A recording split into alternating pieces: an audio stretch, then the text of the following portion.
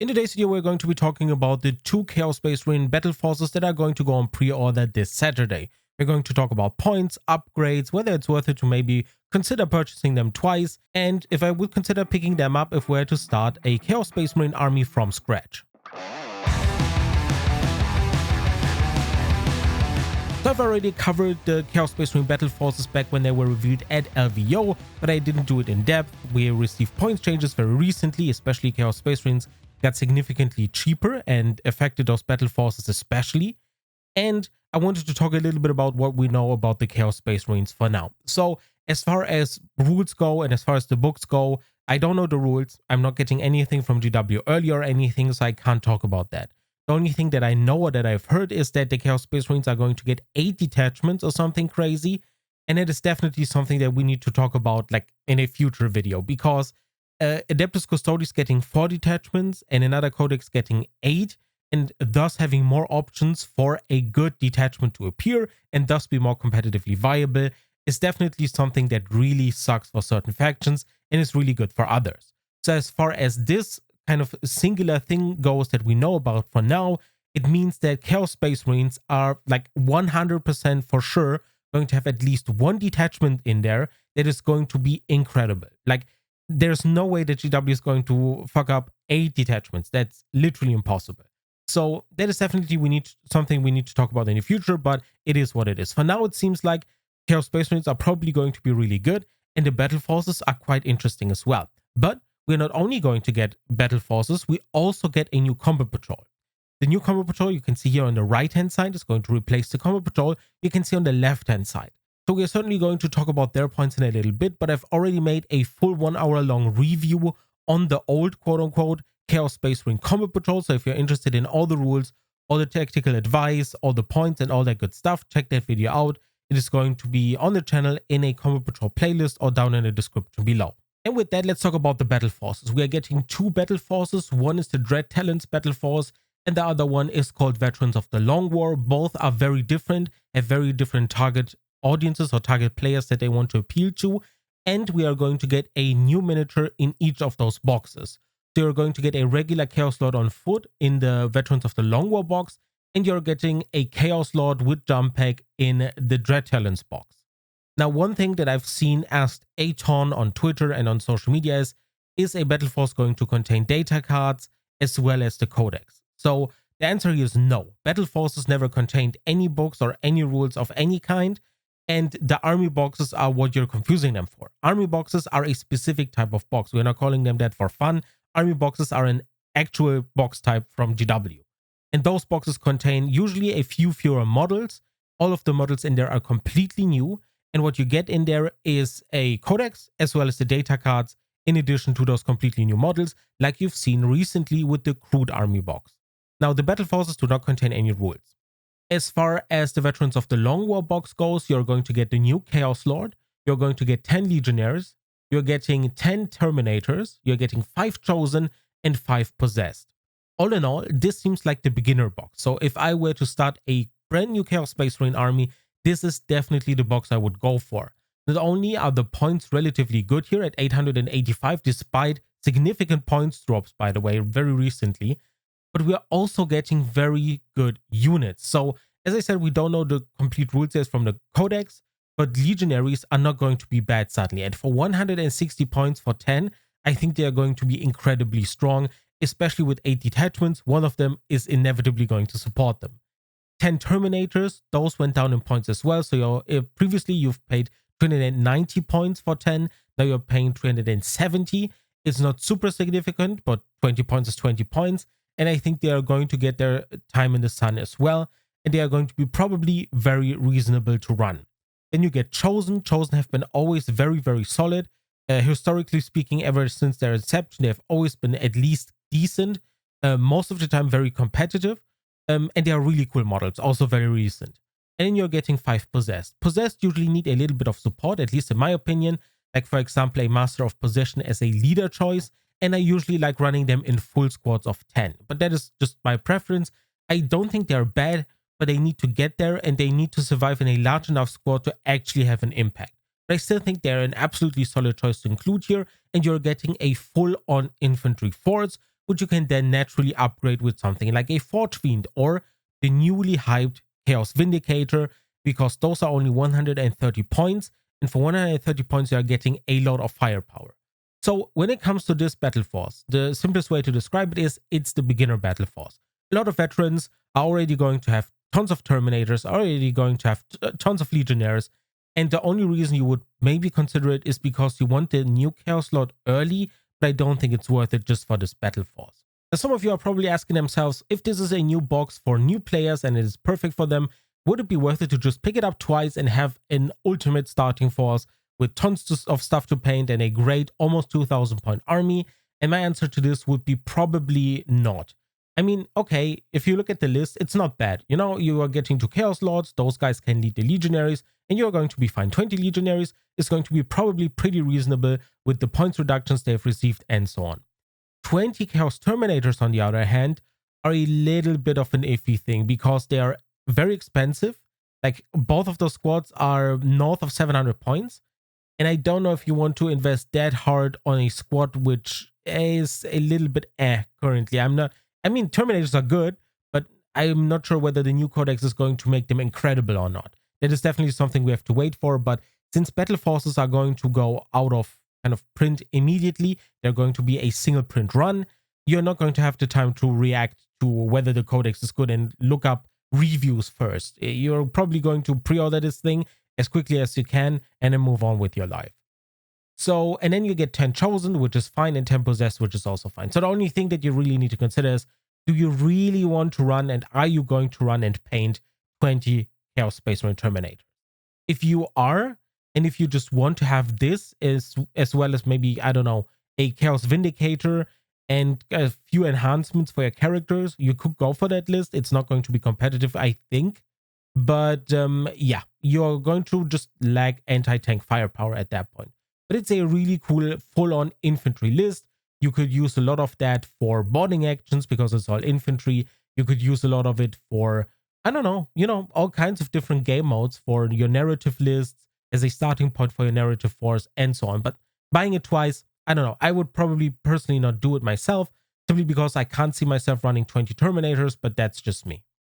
But if you like the list and if you like what you're seeing at 1,770 points, and if you add a Vindicator to that, you would be at 1,900 points, and then you'd have 100 points for enhancements for your characters, or to just buy another character if you wanted to, then, you know, you could do it, but you'd be hard-pressed to squeeze anything else in there that's really noteworthy.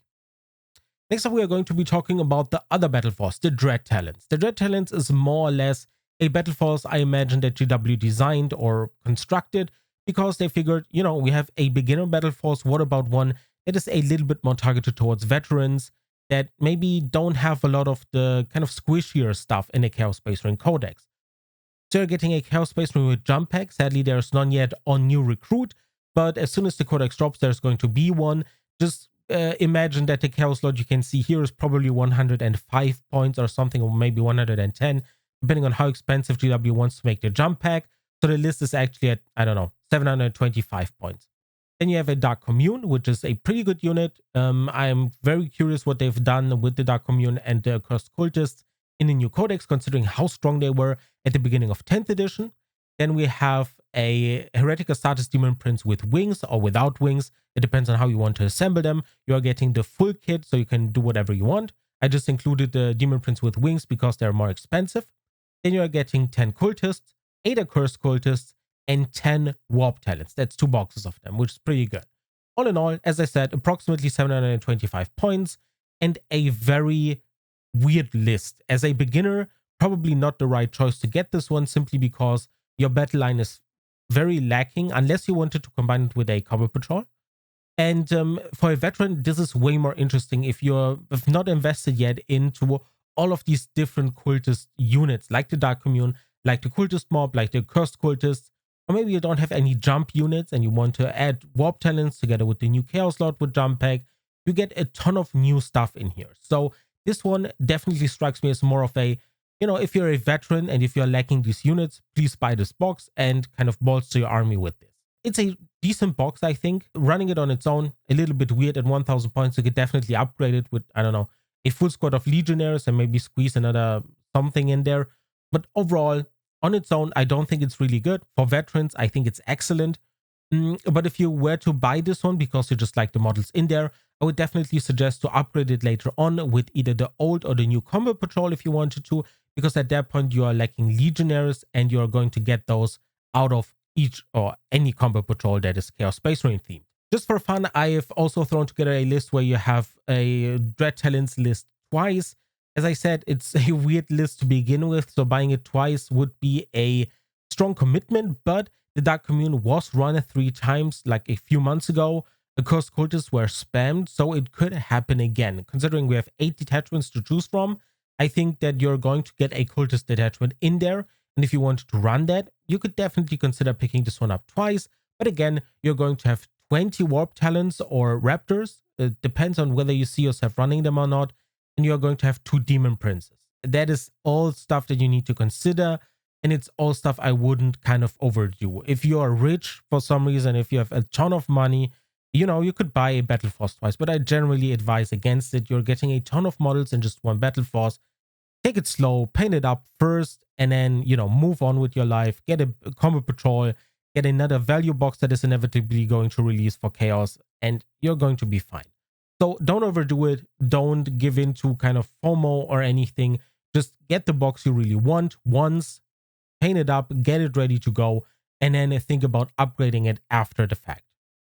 Now, the only FOMO combo that would make sense in my opinion would be to buy each Battle Force once, because you're getting a very diverse list at that point and you're going to have a lot of fun with this one, and upgrading it to 2000 points would be relatively easy considering that you would have 400 points left. This would allow you to add some Chaos Vindicators, it would add kind of a Forge Fiend you could add some enhancements, and you call it a day because you need some anti-vehicle firepower in this list.